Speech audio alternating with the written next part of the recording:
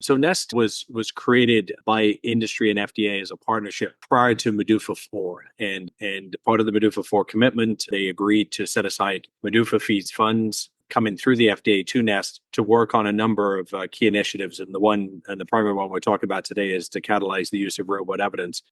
Welcome to the Global Medical Device Podcast, where today's brightest minds in the medical device industry go to get their most useful and actionable insider knowledge, direct from some of the world's leading medical device experts and companies.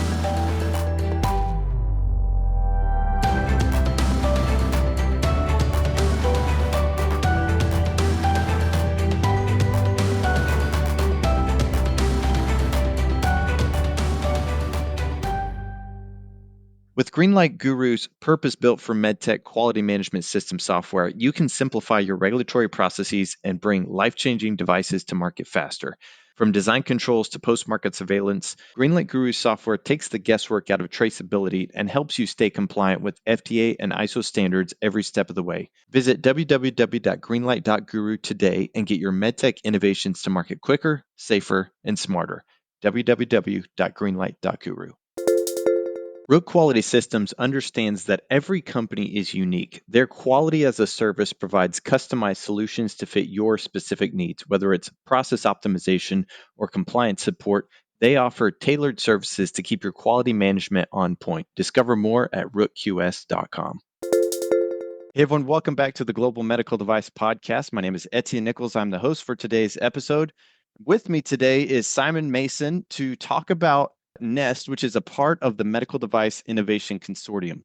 Simon Mason is the president of Nest, and Nest serves as a dual role in the medical device ecosystem as a coordinating center offering services that catalyze real-world evidence, which is one of the things I'm interested in talking about today with him, but also to generate that for the medical device and health technology research sponsors and as a collaborative community comprised of representatives from across the medical device ecosystem, working together to develop thought leadership and coalesce diverse stakeholders to advance innovation and understanding on initiatives of importance. Prior to Nest, Simon has a history of building and selling private equity-backed healthcare service companies, and hopefully he can help make what I just said make a little bit more sense. But Simon, how are you doing today?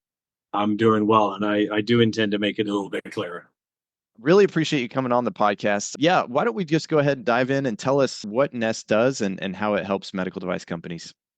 Yeah, happy to do that. So Nest was created by industry and FDA as a partnership prior to MDUFA 4. And part of the MDUFA 4 commitment, they agreed to set aside MDUFA fees funds coming through the FDA to Nest to work on a number of key initiatives. And the primary one we're talking about today is to catalyze the use of real world evidence.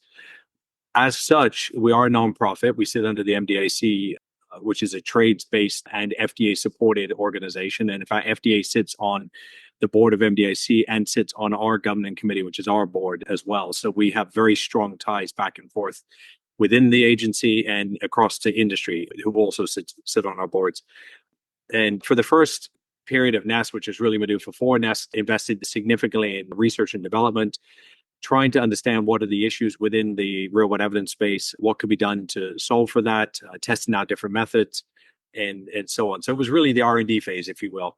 Then with MDUFA 5, which was end of 2022, effectively kicked into gear last year, that's when I joined to lead the organization. And all of the stakeholders asked us to pivot the organization more into more of a business acumen, thinking like a startup organization whose job was to go out there and take the knowledge from the research that had been done and actually execute on that and use those learnings in order to support projects where actual submissions were being made to FDA using real world evidence, perhaps in areas that had been problematic in the past, but as a way to test the real world evidence. And since that time, we're happy to report that we had approval last year. We had a clearance earlier this year, actually not that very recently. And we have a number of other projects that are underway right now with sponsors working with us, with the FDA, to get them over the line. So watch the space between now and the end of this year. So that's kind of roughly what we've been up to over the last 6-7 years. That's really cool. So the real world evidence that you're helping generate, can you help me understand that a little bit better? How is that working, or how does that work? Well, the simple answer is that real world evidence, of course, is evidence that's collected in the real world. So The challenge with it is that the theory and the promise of real world evidence is data is being collected all the time. And instead of for when a company is getting ready to submit for approval, instead of having to run a clinical study, which they have to, begin and end over some period of time in the future, they can go backwards into time and look at data that's already been collected and use that as a proxy for what they might have collected through a clinical study. Now, clinical studies are timely, can be expensive, and in theory, real world evidence has already been collected. So there's a lot of sunk costs built into that, which will not be repeated. The challenge with that is that if the data were collected in the past sufficiently equivalent to what is being collected in the study, we would have no issues. But obviously, the data that's collected in the past, in many cases, wasn't collected with a submission in mind, as an example. Having clean data. Yeah. Exactly. Yeah. So it's going to have potential challenges associated with it. They may not have collected enough of it. So all these things have to be put together. And so that's essentially what real world evidence is and where some of the challenges come from. And I'm happy to talk through in a little bit more on what we do to solve that. I'll read back to you what I'm kind of hearing myself. So the real world data, that's what's generated all the time. Real world evidence is generated from that real world data, kind of extracting the clean and the usable information from that real world data. Is that accurate? Or well, neither the data or the evidence are necessarily clean.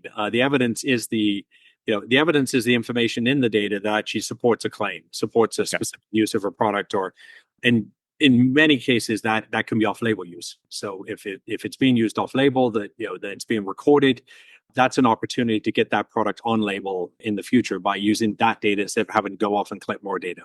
But cleanliness is in the eye of the beholder when it comes to this, and ultimately we have to make sure that we measure up to what the FDA's definition of cleanliness is. Absolutely. And cleanliness might not even be the right word, controlled or relevant, accurate. Yeah, it's a really good point. So those are important clarifications. Can you explain how Nest acts as that neutral conduit between the industry and the FDA? Well, we do that largely by how we were formed. So Nest was originally put together between FDA leadership and the industry representatives that were involved in MDIC and in the MDUFA negotiations. It was agreed that we would be set up and created a specific way. So we are, as I mentioned, a nonprofit.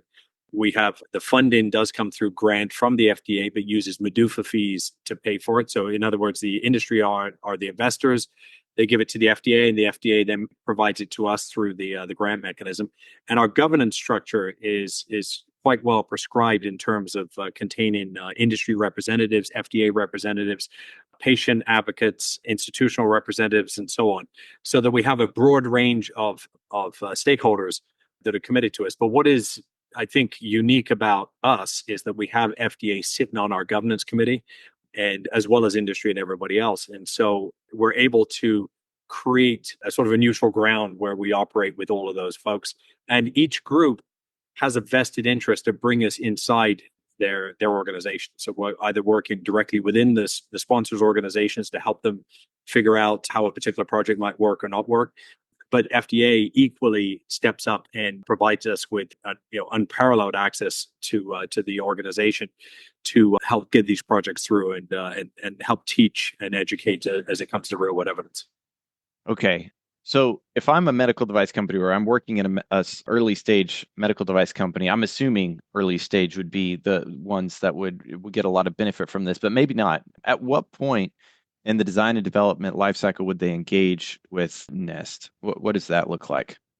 Well, I think there's a couple of things that, and not necessarily early stage. I mean, we work with big companies, we work with small companies. It doesn't really matter. I think obviously the projects are going to be more complex into class 2, class 3 products likely in the space, because otherwise they wouldn't need real world evidence to get it across the line.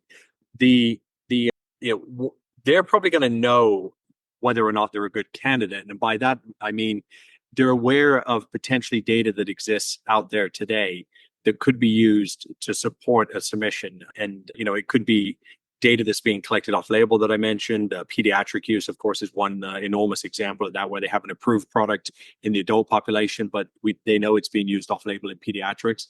It could be data that exists in other parts of the world that they might have used for an approval, or they're where it's available in the registry or something like that. So they're probably going to know more about the opportunities. And that's why we see a lot of companies coming to us, bringing opportunities to us, because they say, listen, this data's here. We have some concerns about this, that, and the other. How can we work through this process to get it done? And the only thing stopping us from being completely overwhelmed with opportunities, because we do get a lot of opportunities brought to us, is that not enough companies know about us. So it's despite the fact we're in the MEDUFA commitment letter, which I don't think everyone reads every day, but it is using venues like this that we want to get the word out. Okay. It would be a company that's most likely post-market. They already have a product on the market. It's already being used, and potentially, like you said, that off-label use and to expand those label indications. That's one of the goals, or one of the real uses here. Yeah, no, I mean, it definitely, that's one opportunity. I mean, pre-market is always a possibility if data exists for one reason or another. So it's going to vary a little bit. I mean, it runs the gamut. Yeah. But if it's a novel product that's not existed before and is not available anywhere else, then likely it's, they're not going to be using this real world evidence approach. But they might be able to collect real world evidence concurrently and use that as a, as a support to their existing submission and things like that as they move forward. Okay. Do you have any examples of companies or products that have gone through this process and how you've been able to help them? Well, we have test cases, which if you go to our website, there is a description of each of the test cases on there. Now, none of those actually got through to a submission. So since that time, we have the two that we talked about, the one with Johnson & Johnson that was an approval last year, and the one with intuitive surgery, which is in the robotic surgery space, which was a clearance this year. So those involved usage of the product in different settings that was able to be converted over and then used to support the process here. The intuitive one, which I think is what you guys picked up on, is in the robotic surgery space, in the prostatectomy space. The device is being used. It's not approved in that specific window, and they were able to use the data that was available out there today to convert and get a clearance based upon that. But the pediatric space is something we're really interested in, because a lot of companies see pediatric off-label use as a particularly challenging avenue. Obviously, the device is being used, and therefore revenues are coming in, but they can't support the use of the product in that space. Yet, the regulators often are quite a bit more concerned about when they see pediatric submissions. And so this is one way that if we can lower the barrier of cost and effort in use of real world evidence, we hope that more companies will actually pursue the pediatric angle. And in fact, our governing committee also contains pediatric patient advocacy representatives who are helping us to sort of motivate the marketplace and move it forward. Because I think it's really the one area where we can make a difference, and it's part of our mission to make sure we do that. I mean, I could imagine the savings from using real world evidence as opposed to a traditional clinical trial, or maybe the time savings. But do you have an idea of the impact there? We actually just started working on some of the sort of ROI analysis based upon this. But the all things being equal, a real world evidence study is going to be quicker, cheaper to actually perform, and is going to get the product approved quicker. So there's a couple of different variables we're working with here. Number one, the cost of running a clinical study is generally in the millions, and doing a real world evidence study is under $1 million and could be significantly less depending on the work that's being done. Two, if the approval happens quicker, then depending on what the product is, it may see increased usage. It may see 100% increase in usage. It all depends, and therefore that turns into potential revenue for the organization. But we've also had case studies where sponsors have told us that if they had not gotten that approval in the time that we were talking about, the competitive situation was such that they were going to see market erosion. So they were actually protecting against market erosion, which at the end of the day, not the most exciting thing, that you're not showing a massive increase, but you are showing a no decrease or a limited decrease, and that could be quite significant. And one of the case studies, they estimated that this was probably going to save them about $200 to $300 million in market erosion. And of course, if they had waited and gone through the traditional process, by the time they got the approval, they perhaps wouldn't have seen some of that slowdown in erosion. You got me curious about the fact that Nest is funded through the Medufa fees. What would you say to medical device companies? What do they need to bring you to really properly utilize your services? Well, we're not the solution to all. I mean, the Medufa fees are paid by all companies and go into the FDA, and then the FDA has to use those fees not only to take care of the submissions that are coming through, but they also have they have a responsibility to improve across the board in terms of understanding real world evidence and many other related areas. So there's a certain subset of fairly large subset of companies that can benefit from what we do. What do they need to bring us is really in the opportunity is a couple things. We look for in any project, we look for a patient benefit, number first and foremost. So we want to see that we're having an impact on patients' lives as a result of this, whether it's getting a product more readily available or simply approved. Second thing is we want ideally a knowledge of where data might exist to support this. We'll work with the sponsor to go out and identify additional data sets if that's not sufficient, but it's often much easier. They say that we come in and we've been working with, for example, this registry group and they've got this data and we think we can use it, but we see some challenges. Third is they obviously have to claim that something they're looking to do, right? I mean, I know that sounds like a silly question, but trust me, we have conversations with companies where they're just spitballing on different ideas. We need them to be a little bit more prescribed in terms of what they're looking for. And then fourth, we look for ways in which we can use the information, the project to test something like a particular element of the process, a new data set that we haven't worked with before, a new therapeutic area that we haven't worked in so that we can show that it has broader approach. Right now, we have worked with cardiovascular on the OHT surgery, some discussions with orthopedic potentially coming up, diagnostic tests. So there are other areas there that we're looking for that if a company comes to us and says, okay, we'd like to try that area, we're interested in. And neurology is the latest area we're talking to now. Okay. What's the most exciting potential? I mean, you already kind of hit on some of the different specifics in the industry, but what do you think are some of the most exciting potentials of real world evidence advancing medical technology and improving patient care? I mean, speed is really the biggest point here. I mean, it's all about the speed. We after all the R&D process took place, and when I got in last year, I worked with the team, and the team is mostly new. We reformed the organization based around that mentality of running like a business, which in the nonprofit space is actually starting to become more in vogue to demonstrate returns and other things that people normally look for in a business out of a nonprofit organization is not always appropriate, but in our case, it's specifically appropriate because industry wants to see the success. But we took a look and said, okay, well, what are the challenges now facing the industry as it relates to this? And we found really three things that were problematic. Number one was the FDA. Number two are the sponsors themselves. And number three is the data. FDA has, it's very hard for them to deal with real world evidence. They get data thrown at them from all different angles. They're not sure, how it's collected. They've told stories about high school kids being enrolled to collect data in, as part of a sponsor submission and things like that. And that's true, but it makes it very difficult for them to support this. As a result, companies don't see this as a viable pathway because they see it too risky and they don't want to proceed down this path, spend 6, 9, 12 months, a smaller investment, not be successful or still be in a position where they're still going through the process and have to then kick into a clinical study, which they could have started 6 months earlier. It's going to cost them more, but they wouldn't have sunk the cost on the RWA. And then solving for data is the biggest issue because the collection of data in the real world environment, and I'll quote Rob Califf, FDA commissioner. He was at our public forum last year and he'll be there again in September this year. It's a mess.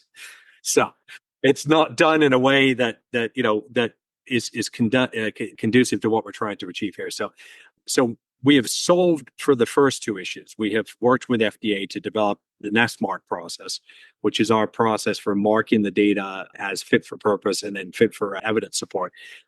As a result, industry started to pay attention and say, wow, that actually makes a difference. Because if we can go through that, we can, people like to say fail fast. I like to say succeed quickly, but they can move down a path and get a point and say, okay, you know what, we tried or it's working. And therefore they can, they feel much more confident about the process. We're still solving for data, but all of this, leads to speed. And in business, speed is everything. In patients, speed is everything. So when you say you're still solving for the data, does that mean you're really still trying to establish for this industry and when I say industry, you mentioned the urology or cardiovascular or orthopedic, pediatric. what does it mean to be solving for the data this side? We have a couple of initiatives in play, our Nest Marketplace and Nest Window. What we're trying to do through those is to make data more accessible. And the marketplace is really what we're doing is we're working with all data providers, whether commercially based or institutional based, to really understand what's out there and make it easier for companies that come to us and work with us to quickly see what's out there. Now, from their limited window in especially a small company, for example, they're not going to have vast resources. They can actually come with us and just consult and ask about the data sets that we've worked with, because all of the providers come to us and many of them are actually under agreement with us to participate in providing more information about their data sets. We have on our website, again, we have a list of all the institutional network providers. It reads like a who's who of the institutions out there today. We work very closely with all the commercial services providers and so on. The Nest window is really designed conceptually, because we're still building that, and that's something that any sponsor that comes to us can help us make it better. The concept in Nest window is you look through the window and you can see what's there. And the idea is that it's not going to give you, detailed access to the data. It's not going to give you the ability to query the data or that sort of thing necessarily in any detail. But what it does is say, if you're sitting with a project in front of you, you believe data is out there, you want to quickly identify it, you can do it through this process. And then you can make a decision, go, no go, whether you go this approach. Today, that is a challenging process. You can go to a commercial services organization that consolidates data, but they're going to have obviously still a limited slice of what's available out there. You can ring up institutions and see what try to get them to participate and provide information back. It's that piece there is why most people just don't even bother and just keep moving on with the clinical study. So those are the attempts we're trying to make to fix that. And because of our position as a nonprofit between all these groups, everybody is willing to work with us, because it's not like I'm a commercial service provider and asking have an institution sign up. It's they're willing to do it because they understand and have a stake in our outcome. So I'm just trying to wrap my head around this, because this is actually really cool. So I mean, when you say those service providers, are you talking about Epic or the healthcare, all the different ones that are everything that happens in a hospital, potentially like through a surgery? For example, maybe there's a medical device company that wants to improve arthroplasty outcomes or something like that, and they're not sure what data is collected even, or maybe they have an idea, but you would have a better window into all of those things because of your relationships with which service providers, and how does that work? So that points more to the Nest window process. Now, Epic and companies like that, don't sell the data. So it would be companies, either the underlying institution that has the data and has developed a method for making it available, or not for that matter, because we can work with them. There are institutions that have developed their own data organizations that are responsible for commercializing their data and making it available. So those would be examples of that. So that's more of the Nest window side. Then there are commercial services providers, which are the companies that are out there working with MedTech today in either selling them data like a HealthVerity or companies like that. They providing clinical study capabilities.